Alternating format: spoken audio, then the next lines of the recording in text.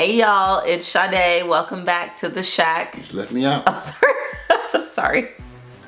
Hey y'all, it's Sade. And I'm Matt. Welcome back to the Shack, where we review movies and let you know whether you should see this shit, whether you should skip it, and all that. Today we are going to be reviewing Top Gun, the first one. This movie came out in, I think, 1986. Starring Tom Cruise, Val Kilmer. I don't want to leave Goose out.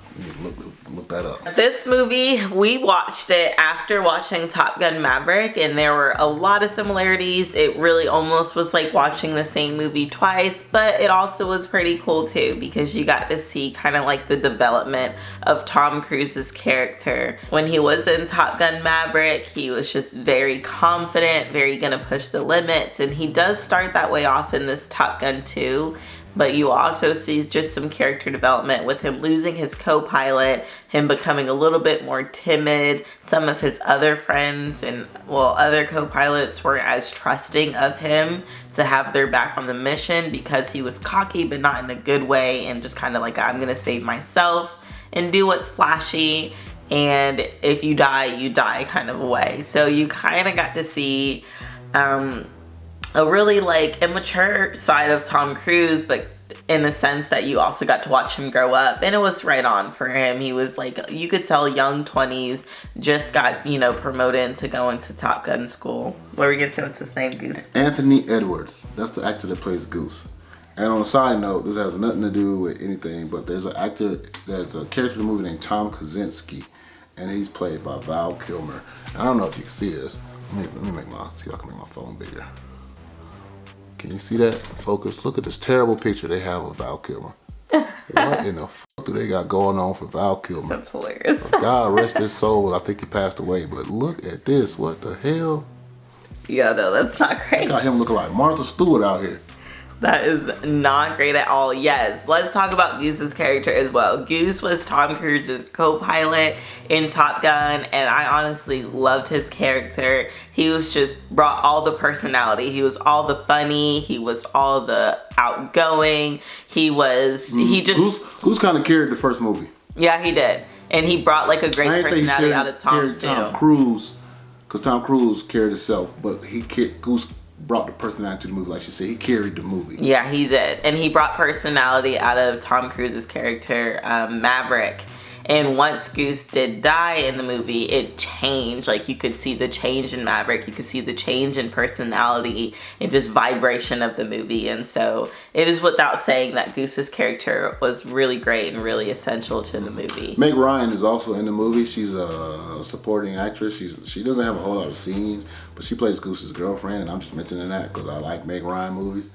So if you like Meg Ryan movies, she's in there. Yeah, and she's young. She doesn't have a whole lot of scenes, but the scenes she does have, like, she makes a mark. She plays her character well. She's also very vibrant and brings in all the personalities. So it was great to have her just kind of pop into the movie as well.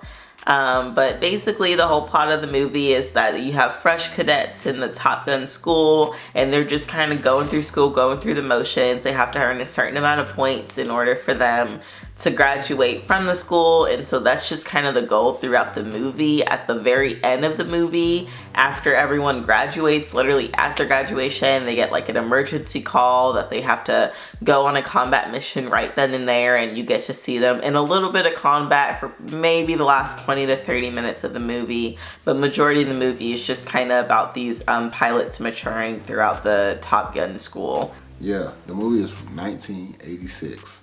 So that got is it right. Many moons ago.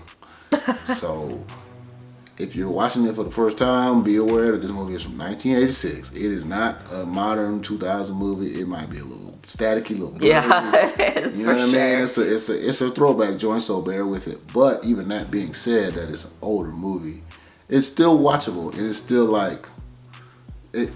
For the 80s, it looks good. The cinematography looks good. The only thing that I had maybe a little bit of times where I was like, what the hell is going on, was the combat scenes in the planes. Yeah. Sometimes I was getting a little lost because it's like, you know, back then they couldn't really follow the planes with the cameras like they can with drones today. So sometimes you're like, whose plane is that? Who's that? For sure. Whose plane is... You know what I'm saying? It gets a little confusing sometimes. But other than that, the movie still looks good. It still holds up. Yeah, I think that the combat scenes were confusing. Like I said, we watched Top Gun Maverick first, which is number 2, and you could really see the clear distinguishing, like, okay, this is this person, this is this plane, this is this side of the fence in terms of combat. But when you watch this first Top Gun, you couldn't really clearly see who was who, and everyone had a different helmet, which they might have thought was going to be helpful, but it was actually very confusing. It would have been more helpful. I thought it was helpful. I thought it was confusing. Their names were written on their helmets. I could barely see it once they were actually in the plane. I thought it was more helpful in Top Gun Maverick too, because all of one team had one color helmet and all the other team had another color helmet. Versus in the first Top Gun Maverick, like, they all had different color, different pattern helmets. So I was just like, wait, whose team is this? Trying to read the helmet. So I did think it was confusing. I think they thought it was going to be helpful, but for me, it like absolutely was not. But you know, you were still able to kind of follow along. But yeah, it was a good movie. I definitely see why they almost really, Top Gun Maverick is like a remake of Top Gun. If you haven't seen either one of them and you like, I'm gonna watch them in order. I'm gonna watch Top Gun in 1986, the first one. Then I'm gonna watch Top Gun Maverick. You will basically be watching the same movie twice. Yes. It is the same movie. There are certain scenes from Top Gun to Top Gun Maverick that are identical. The first scene is identical. When you see the first scene, it's the same scene. Like, they flying through the air. I'm gonna tell you the scene. It's the first scene. They're flying through the air. Tom Cruise is in a plane. They're flying through the air. They do some maneuvers. They run across an enemy plane, and they, you know, maneuver around the plane, scare the plane off.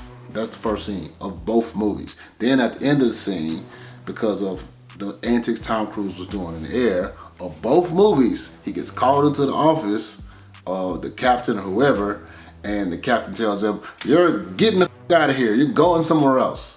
And they send him to Top Gun in both movies. Yeah. First movie they sent him Top Gun as a student. Second movie they sent him Top Gun as an instructor. That's the only difference. Yeah. Same movie. And then a lot of the character traits were the same, like in Top Gun Maverick. Tom Cruise's character trait was like a little bit cocky, but also really like just like selfish, in the sense of if he's in the air, he's concerned for himself and he doesn't really have anyone's back.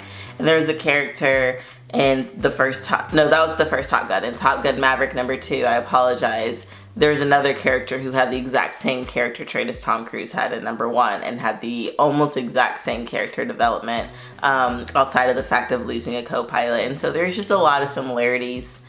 And like he said, it's basically a remake and in a continuation form. So they continued on. You were able to pick up on what Tom Cruise was doing in #2, but it's really a remake from #1. But with that being said, #1 was also a really great movie. Yeah, #1's a good movie, but yeah, it's the same movie.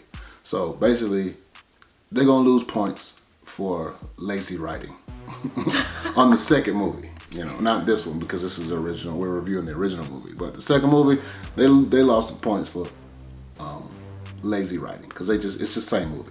For me, on a scale of 1 through 10, I have to give this Top Gun a 5. I also gave Top Gun 2 a 5, and even though I thought Top Gun 1 was a little bit better and more creative, I'm giving them a 5 because I don't really feel like they brought Goose's death to justice. That whole segment was pretty rushed, and I feel like that was a really great opportunity for them to just grasp the heart of the viewers. And that was just a very big missed opportunity. Like, you kind of almost insinuated he died, and at one point this guy walks into the locker room with Tom Cruise and it's like, Goose is dead. And it was all very just like cold, and that's probably how they did it back in the day, to be completely honest with you. But they could have showed a little bit more of the heart-touching side. Yeah, of the compassion that probably went along with that as well. So for me, they get a 5. I didn't lose points. I didn't take off any points for that because I was alive in the 80s. And it was like that. Wasn't no such thing as therapy. Wasn't no such thing as none of that. Suck it up, walk it off. That was all you got. You know what I'm saying? It didn't matter what. If you lost an arm or leg, suck it up, walk it off. So I just thought that was just accurate, you know. And I'm giving the first Top Gun a 6, which I also gave the second Top Gun. And I'm giving it a 6 because for movies that came out back then, I mean, in 1986, there were a lot of movies. Let me just break up a list of movies that we can compare to. It's funny, the first movie that came up is Howard the Duck. I almost retracted my statement when I saw that. Because that was fucking terrible. All right, the Karate Kid, the third Karate Kid came out. I don't know if you remember the third Karate Kid. That movie looked good. Aliens, the first Aliens came out with Sigourney Weaver, which was fire. I mean, that movie was... And has gone for a long time. Classic. Star Trek 4 came out, which The Voyage Home, which was fire. Other movies that came out in 1986, all right? This is a list. Top Gun Maverick came out. Maximum Overdrive came out. Sylvester Stallone and Cobra came out in 1986. Highlander, which is one of my favorites. I love the Highlander series, came out. Raw Deal, Arnold Schwarzenegger, which was, but you know, we'll give you that. The Golden Child with Eddie Murphy came out, which was a great movie. Aliens came out. Crocodile Dundee came out. So it was a lot of bangers. Big Trouble in Little China came out. It was a lot of bangers that came out in 1986, that same year. So Top Gun was also a good movie, but was it top 20? Probably even that came out that year? I don't think so. So I gave it a 6 because I felt like that was fair for the time. Yeah, I feel like a 6 is fair too. I'm gonna stick with my rating Ferris of a Bueller's 5. Day Out came out in 1986. I didn't even know that movie was that old. Already said that. Stand By Me. All right, y'all. Thank you so much for coming and watching with us. Please leave some comments below. I want to know what you thought about the first Top Gun, and I want to know what order you watched it into. So tell me, did you watch it first? Did it change your perspective because you already had that first Top Gun in your heart?